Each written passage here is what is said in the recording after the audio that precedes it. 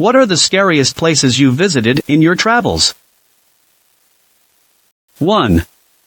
I've traveled extensively in North Africa and the Middle East, and the only places I've been to that were super scary were certain US cities and parts of South London. That being said, the first time I went to Lebanon I went to the city of Tripoli and accidentally ended up at a coffee shop surrounded by some kind of militia. They were friendly enough, I'm very pro 2A, but seeing a man wheeling out a WW2 era howitzer was a tad unsettling. Lebanon's still my favorite country to visit though. 2. Hiroshima was eerie. The museum is amazingly done but so horrifying, and we stayed at this hostel that was strangely empty and, although very clean and efficiently run, gave me weird vibes for some reason. When I was in South Africa, there were protests and going into and driving through towns with stoplights broken, pieces of glass, burning truck, etc. was unsettling.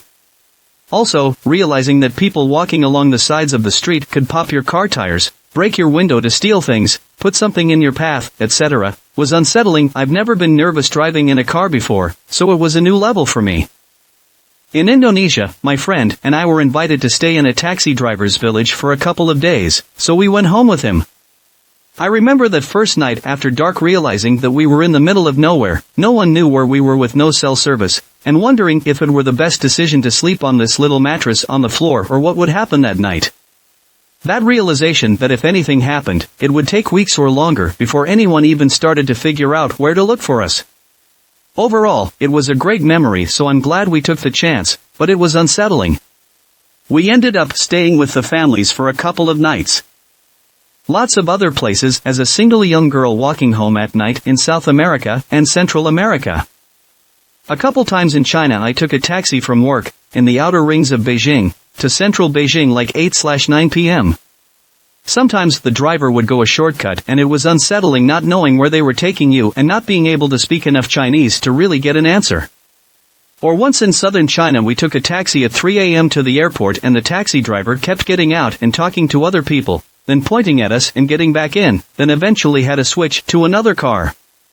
It was so weird, and made me mad, but I was also really nervous that something was not right. I still have no idea why he did what he did.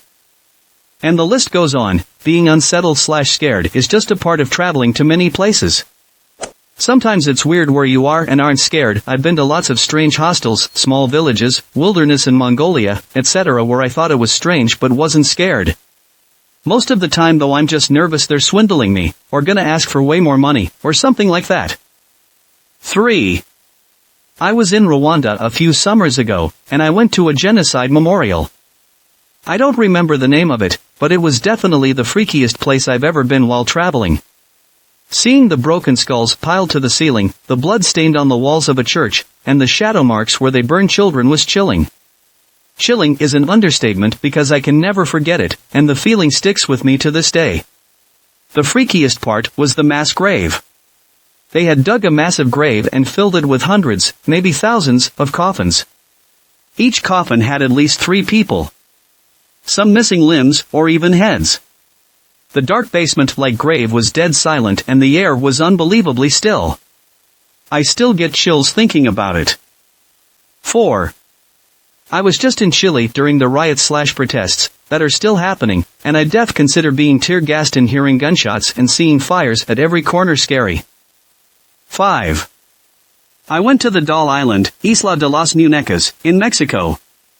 Pretty creepy place. Story goes that there was a man living on this small island. He was living there all alone. One day, he finds the body of a young girl in the nearby river. Her ghost got trapped on the island, and the only way to calm her spirit was to hang up dolls. This man hung a total of 1,500 dolls on this island. 50 years after finding the body of the little girl, he dies in the exact same spot as where he found her. Locals think he saw something there and had a heart attack. It's kind of a tourist attraction now, but there was still a very strange atmosphere. Everyone in our group felt it. 6. Sachsenhausen concentration camp in Germany. Just very surreal experience to tour a concentration camp and see the rooms, living conditions, machines, and grounds. Add in a very, very chilly day and intense fog and you will leave with chills. 7. This underground palace in Istanbul. I was sitting in a cafe trying to figure out what I was going to do for the day when I looked down and saw that a piece of the floor was plexiglass over a deep hole. When I went to explore it, I saw a sign outside that said that it was the ruins of a huge, long-buried palace, but there was absolutely no one around, so when I go, there were a few bare bulbs along the way in corridor after corridor, completely abandoned. I was exploring and trying to remember how many turns I had taken when all of the lights went out. My cell phone was at 5% because I'm not smart. Luckily it was enough to get me out. God, I love Turkey. 8. South Africa, on rugby tour. One game after a local game, the gang watching us on the other side of the fence started throwing large rocks onto the pitch. 9. Kyrgyzstan during the revolution in 2010. Hitchhiking in Botswana with 3 lionesses crossing the road about 20 yards ahead of me in the middle of nowhere. 10. The catacombs in Paris with very few others there. I was alone the whole time going down the stairs, and they were so curved I had no idea how long they would go on. Felt like ages. Then I only encountered other people twice briefly. It was pretty spooky. The underground labyrinth in Berlin at Zur Wilden Renata, a bar/club. They time people going in, so you will be alone most of the time you are down there. Starts out with a shoot in pitch black, and there are some creepy rooms. 11. I got pretty scared in Amityville, New York once. It was cold and foggy, and everyone seemed like they were on crack. 12. When I was in Sinagi, Georgia in February 2018, it was about 3 degrees and covered in thick fog, so walking around the absolutely deserted medieval town on a hill in eastern Georgia, with dead trees and macabre statues, was a bit creepy. Also, this guy showed me the cafe toilet in New Delhi a few years back, and it was so scary, dark, cramped, looked spider-y, that I couldn't bring myself to go in. 13. In 2002, I was backpacking through Eastern Europe and ended up in Belgrade. I had a friend I had met traveling a few months earlier who I was meeting there. He was doing some research for an article on the music scene in countries affected by wars. I had obviously heard a lot about Belgrade, mostly from war coverage on the news, but once in the city you realized it's just another town, and those prejudices you had been pretty much wrong. The people were amazing, and the city was really cool. I really liked Belgrade. Through his contacts, my friend got invited to go meet one of the owners of one of the bigger clubs. We were told to go to the club any time and to let the doorman know we were there to see Wolf. I had obviously heard a lot about Belgrade, mostly from war coverage on the news, but once in the city you realized it's just another town, and those prejudices you had been pretty much wrong. The people were amazing, and the city was really cool. I really liked Belgrade. We get to the club and there's a big line up and this huge, slightly older bouncer at the door. We skip the line and tell this guy we need to see Wolf. He mutters something into his radio and tells us to wait. My friend is pretty chatty, and we end up having some small talk with the bouncer while we wait. Eventually he gets a reply back and then leads us through the club, which looked like any other big club in any major city, up into a VIP room with this one, small, a guy who was sitting in there by himself who was obviously Wolf. Wolf got us a bunch of free drinks and we talked with him for quite a while and heard some fascinating stories about what it's like to live in a city being bombarded by NATO, which had happened 3 years ago at that point, while living under a government you hate. Surprisingly, at least to me, there was still a large clubbing scene going on at that time and his club was super busy. It was probably one of the most eye-opening conversations I've had. Eventually, I asked Wolf, okay, so now the war is over. You run a nightclub that sells alcohol. Isn't there a lot of trouble with people getting into fights over politics or whatever? There's got to be a lot of strong emotions and lots of alcohol being served. No, he said quite pointedly. No one fights in my bar. Okay, sure you don't want your bar to look bad, I understand. But fights break out in every bar in the world. Just between you and me here, you've got to have some issues? No. There is no fighting in my bar. You remember the door attendant? He is an ex-military. Fights for Milosevic. 15 years ago, he was destroying Bosnia villages. Murdering women and children. Committing genocide. Kosovo, same thing.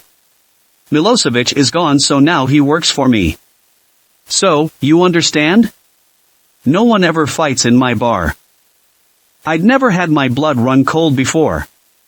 It wasn't scary in a way that I felt unsafe, but it was this strange whiplash of suddenly remembering where you are, remembering all the horrors of the wars and having your whole perspective on your environment and the people around you suddenly shift to that. It's still one of the most chilling and surreal experiences I've had while backpacking. 14. Lenin Mausoleum in Moscow. The completely dark room, save for red lighting underneath his exposed coffin, made me feel like he'll come to life any moment. That plus the fact that his body is embalmed so much that it feels like it's crossing Uncanny Valley. 15. Boston's TSA holding area. America is scarier than just about anywhere else I've been, especially when they take your passport and tell you to strip. 16.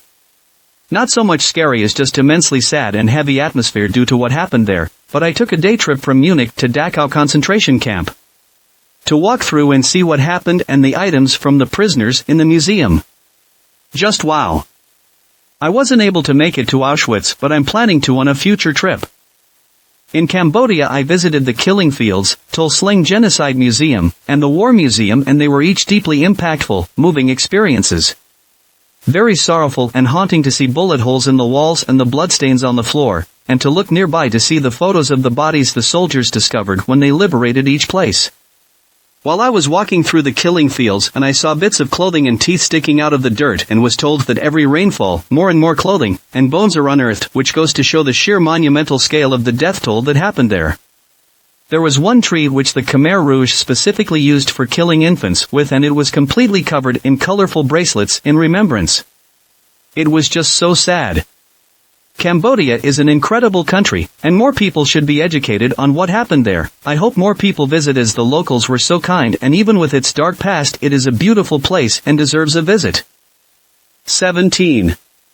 After going to many places in Africa, Asia, Middle East, and Latin America, the only place I've ever felt in danger was in the Tenderloin in San Francisco after dark. Very strange, since I would never think I would feel uneasy anywhere in the West. 18. The Somme was a bit heavy. The Beaumont Hamel Memorial is eerie, the trenches are still there, unexploded ordnance, etc. The Newfoundland Regiment of the British Expeditionary Forces on the first day of the battle had 710 soldiers killed, in 15 minutes. 90% casualties. In one company the only survivor was the chaplain, who ended up purchasing the land to preserve it as a memorial. On the first day of the battle 60,000 were dead, more than the total employment of Tesla or Southwest Airlines. Over 1.2 million died during the entire battle, more than the population of Amsterdam, Dallas, or Dublin. 19. Driving along SH-78 through the desert in California. Past other motorists maybe once every 10 to 15 minutes, absolutely nothing along the road except for sand and the occasional abandoned building. Finally connected with another road leading to I-8 and something resembling civilization. Not far from that intersection was a large tank or silo, a mark about 2/3 of the way up was labeled sea level, not surprising that close to the Salton Sea. 20. As far as travel goes, I have not been to any locations that are generally considered unsafe, but I felt very uneasy on the train from the Athens airport to the city center. Having all of my necessities on me and being surrounded by that many people in a place renowned for thievery was not super fun. Every other aspect of Athens was amazing. The most dangerous place I've been is probably in and around East St. Louis. Thanks for watching. Please comment, like, share and subscribe. The Internet Surfer on YouTube for more horror and scary stories.